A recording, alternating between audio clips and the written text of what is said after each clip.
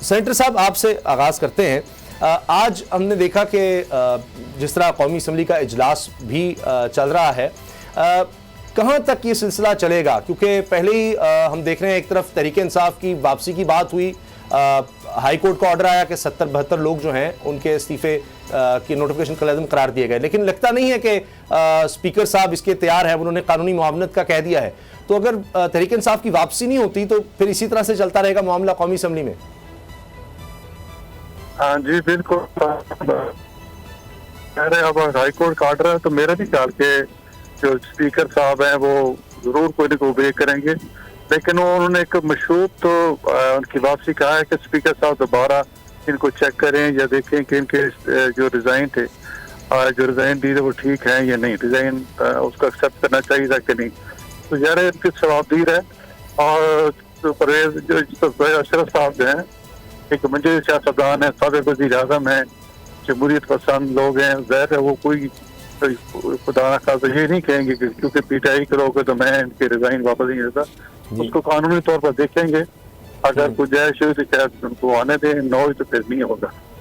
لیکن آپ نے یہ بھی کہا کہ لوگ ایسا چھوڑ بھی رہے ہیں. بالکل, جب قوم اور ملک کی تباہی کے اور ملک کی جو ڈیفینس کے خلاف آپ اس طرح بولیں گے تو ظاہر ہے پھر لوگ بدل ہو جاتے ہیں. کوئی لوگ جو کل پی ٹی آئی کے نام پہ, عمران خان کے نام پہ مر مٹتے تھے, آج وہ اس سے کنارہ کشی کر رہے ہیں. جھانکنا چاہیے اور سوچنا چاہیے کہ ان کی ان حرکات کی وجہ سے پاکستان کا بھی نقصان ہو رہا ہے, اس کی پارٹی کا بھی نقصان ہو رہا ہے. اور میں تو ان کا جو فیوچر ہے وہ اس طرح دیکھ رہا ہوں جس طرح کسی زمانے میں MQM تھی اور پھر الطاف حسین کے بعد ایک ایسے سٹیج پہ اس کے دماغ چلا گیا کہ اس نے ہر چیز کو ایک مطلب ایک کال کے ذریعے ملک کے اداروں پہ حملے شروع کیے تھے, تو اس کا بھی یہ انجام تھا. اور مجھے لگتا ہے کہ پی ٹی آئی کا بھی یہی انجام ہوگا.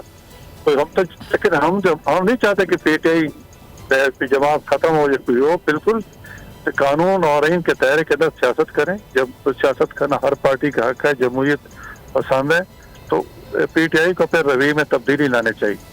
اور یہ جو نقصان کیا ہے دفاعی اداروں کا دوسرے کا, ان پہ معافی مانگنی چاہیے خان صاحب کو, سریعام معافی. خان صاحب نے مذمت بھی کی ہے تو تیسری چوتھے دن کیا ہے.